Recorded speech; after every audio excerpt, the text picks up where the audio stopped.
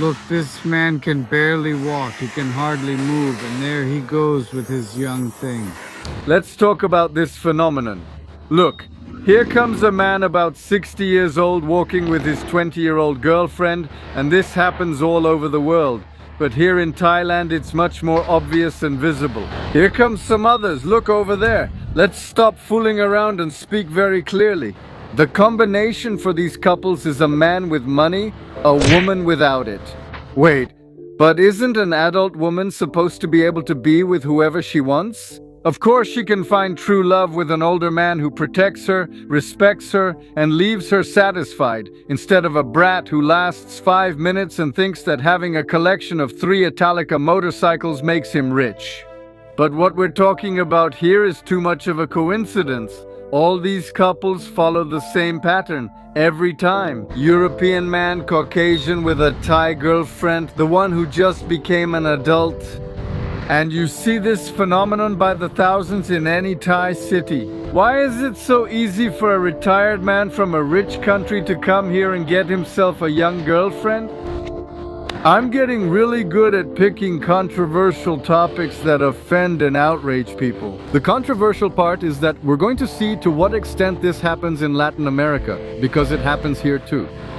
How ethical is it for a girl to be with an older man just because he can provide for her? How big can that age difference be before it stops being normal and starts being something dirty or frowned upon? So let's explore it. Let's take a look at everything about the phenomenon of grandpa with a young girlfriend in Thailand. And the main lesson we can learn here in our beautiful Latin America is that we should avoid letting this happen. Should something be done to protect our young girls? Let's look at the data. In 2019, Thailand received almost 40 million visitors from all over the world. Almost a third of these visitors are retired men who recently got divorced. Do you see a pattern here, a plan? That's why Thailand is known worldwide as the sugar daddy capital. It's a breeding ground for this activity. It's no secret. Thailand is the country in the world with the most optimal conditions for a retiree to find a young and attractive girlfriend. There are already jokes and memes about this in every language. As the saying goes, never ask a man how much he earns, never ask a woman her age, and never ask an old divorced man what he's doing in Thailand. Infer what I mean from the following. There are countless bars with young female staff who provide services to customers that aren't shown on the menu. Once the service has been provided, some customers come back for the same waitress. Several times until they meet outside the establishment and start a quote-unquote romantic relationship. These couples have something in common. Old man, young woman. Man from a developed country, woman from a developing country. Generally, one of the main attractions in a man is his income, status, property, and career. In short, his ability to provide. In women, this is their physical beauty. And it is precisely in youth when this beauty is at its peak. There are people who are not interested. Not everyone, of course. This is just in general. In most of the world, for most people, a man's attractiveness is money, and a woman's attractiveness is youth. But at every level, we hide it. The rich man who marries a young woman says things like, "Oh, she understands me, she's sweet." And the young woman who marries the older rich man says things like, "He respects me, he's mature, he treats me right, blah, blah, blah." But here in Thailand, they've completely dropped the pretense. They don't hide it. If you come to this city, Pattaya, it's the first thing you'll notice. And some people say, well, that's because the man is handsome. There are a lot of very handsome Thai guys here who don't have a girlfriend like that. Oh, well, that's because the man is European. It's normal for you to like blonde hair and blue eyes. No, that's not it either. Because there are also a lot of guys here from other countries that aren't developed.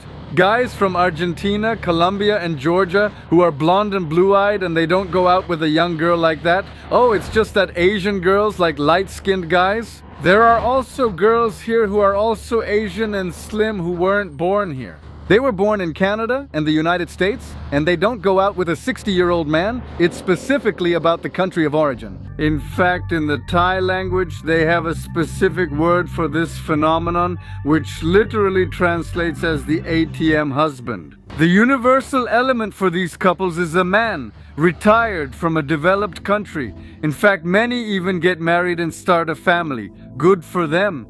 If you go to one of the thousands of international schools in Thailand, you'll see these children with a young Thai mother and an elderly father from another country.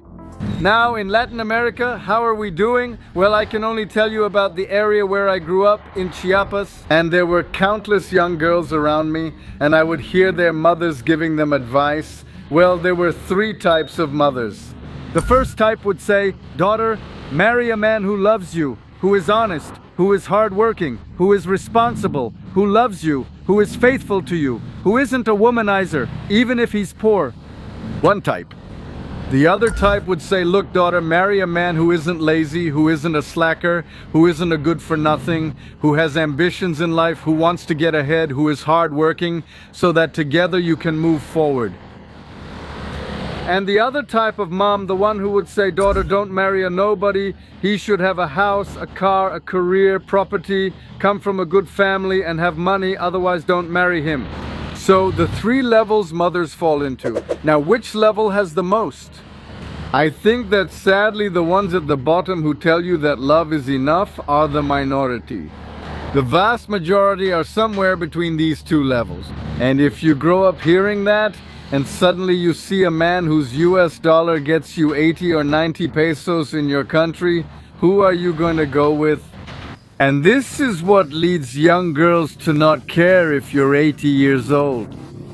And that's how these old men refer to these girls as their girlfriends. Here's my personal opinion, you know, I'm nosy, I meddle, I talk about ugly and serious topics. Here's my opinion. That girl over there with the old man is not his girlfriend. This is an exploitation of her vulnerability and the economy of the country she lives in. Taking advantage of the superior economy of the country you live in. And I say it's an exploitation of her vulnerability because if this girl were a citizen of the same country as this man, in my opinion, most likely she wouldn't be with him. That's right. People born in developed countries have an advantage over people born in developing countries. That's right, I said it. Get offended if you want. I mean, not exaggerated, but to a certain extent we do have to admit it. It's shameful, it's unfortunate. Someone born in a rich country who comes to visit a poor country to a certain extent has an advantage over those who are there.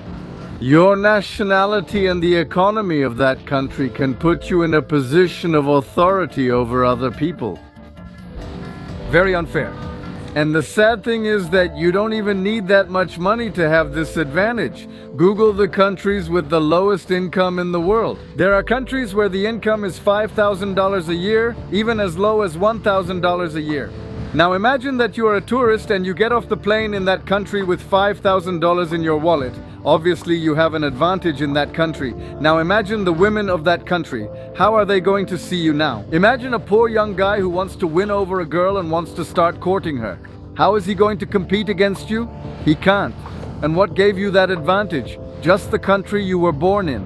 That means that a guy from the European Union can very easily compete with another guy born in Latin America for a girl's attention. And if he has any flaw, it's much easier for her to let it go because of the advantage of his nationality. But if you're a Latino guy, they're going to be much stricter with you. It's not just my opinion, there's evidence of this. When you go to those developed countries and see a group of people who were all born there, you don't see an old man with a young woman. This is because women in those countries don't have that economic need. So if they're going to be with a man, it's because they like him. And that's what brings me to the next point. Being in a romantic relationship with someone you like, someone you're physically attracted to, then becomes a privilege, a luxury, something that sadly many people in the world just can't afford. Because if it's a physiological need, someone you find handsome, who has an attractive body, whose voice you love, their mindset, the way you talk to each other, But all of that will drop down the ladder of priorities if you don't have your basic needs met. So someone who can provide for you is going to become the number one trait you'll look for. And this is exactly what happened here in Thailand, and the same thing will happen in any other country that receives foreigners on a massive scale. It's inevitable. For now, Thailand is the country with the most optimal conditions for older adults who are looking for a romance with a young woman, but competition could soon arise, and it might be Latin America. When you are born in a developing country, also known as the Third World, it not only affects your job opportunities, education, and purchasing power, it also affects your romantic options. If you are a man, it will affect you because women will prefer someone with a more attractive nationality than yours, no matter how attractive you are or how attractive the guy from the rich country is. And as a woman, it also affects you because you can no longer choose your partner based on their emotional appeal, that sentimental connection, or physical attractiveness, but rather on their financial means, which will need to be a bit higher. And look, I'm not saying that true and genuine love can't exist if there's a big age difference. I'm not saying that. What I'm saying is that I find it very hard to believe that every one of these couples here in Thailand, with an old man and a young woman, are all genuinely in love. We have to admit that to a certain extent, the main motivation is money. And of course, there are couples with genuine love where the man is much older, of course. I'm just saying, those are the exception, but not the rule. There you can throw the ball and knock those two girls into the water. Let's use what's happening here, what we're seeing, as a metaphor. You are the tourist with the dollars, and they, the young Thai women, are willing to do any kind of work to earn it. Only instead of falling into the water tank, they fall into the arms of Mr. Logan Smith from Arkansas, and instead of Mr. Smith throwing balls at them, well, you get the metaphor. There are some girls who happily walk hand in hand with their old man, even showing him off. And there are some who feel embarrassed, like they walk behind him to hide it, or the other way around, it's the old man who's embarrassed and he walks behind her. So, when I see a couple where both are from the same country, no matter how big the age difference is, I trust, I have faith that it's true love. But now the same thing can happen within the same country with different social classes. In some countries, being born into a different social class is a bigger difference than being born in another country. In biological terms, it's instinctive for a woman to seek out an older man for protection. Yes, it's already hardwired into our genetics, but in a civilized society where we don't have to go out and hunt mammoths and saber-toothed tigers, what is the acceptable age difference? At what point does it start to become grooming a minor or a financial arrangement? The ones known as sugar daddy and sugar baby. This term started in the United States, but it's already known worldwide. Let's see how it started. The word sugar has been used in the English-speaking world since the 19th century to describe luxury and extravagance. The word daddy has been used by girls who work at night to describe a client, I think since that century too. But the juxtaposition became solidified when Mr. Adolf Spreckels, heir to the fortune of the multi-million-dollar sugar company Spreckels Sugar, married a girl 24 years younger than him. It was she who told the reporters, "He is my sugar daddy," and the rest is history. Now, with age differences, we see that sometimes the girl is 16 and the boy is 17, and that's acceptable. But if the girl is 16 and the guy is 21, it's no longer acceptable. That's a 5-year difference. But if you're 35 and she's 30, that's also a 5-year difference, and it's perfectly acceptable. We see marriages where the man is 60 and the woman is 40, a 20-year difference. Which means that someone who's 38 can date someone who's 18. Not in that case. Look, if you like someone, just go out with him and don't care at all about what people say. Go out with anyone you want, even if you don't love him just because you feel like it. It's nobody's business, not even mine, and you owe no one an explanation. But if you As an older man, know that a girl is with you just for your money and you're okay with it. That's perfect. Teach her how to manage it, invest, and make her own money. Be an example to her of how to be successful. Now, on the other hand, if you're a girl and your older boyfriend supports you financially and you make it a condition for intimacy that he provides things for you and he's perfectly aware of it, also learn from him. Don't play with his self-esteem or his ego, and look, just have fun. Have a great time! Now, to wrap up the video, my final conclusion. I hope that someday we reach a point, not just in certain countries, but all over the world, where women can truly choose who they want to be with and that it's not based on economic factors. Look, and please don't get me wrong. I'm not criticizing anyone or calling anyone a gold digger. I'm not talking about if you like successful, high-value men with ambition. No, that's normal and that's fine. It encourages us men to keep progressing. It creates healthy competition among men. I'm talking about countries and families that are so poor, the sad cases where they practically sell their daughter. Arranged marriages to improve their economic situation. When women have to sell physical companionship to buyers they obviously don't want. That's what I mean when I say we have to improve. And once all human beings on the planet have the same opportunities, no matter where you were born, including women, and if they want to be with a 60-year-old man, look, go ahead.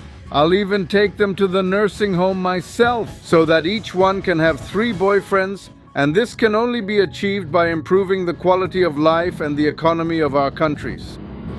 We have to work together to become developed countries with strong currencies and competitive salaries. That way, you, as a man, can be sure that you're not being used just for your money or rejected just because you don't have money. And you, as a woman, can be sure that if you don't like that man, you can say no, thank you, I don't want to be your girlfriend, and still have something to eat the next day. That's my report. May courage be with you. See you next time.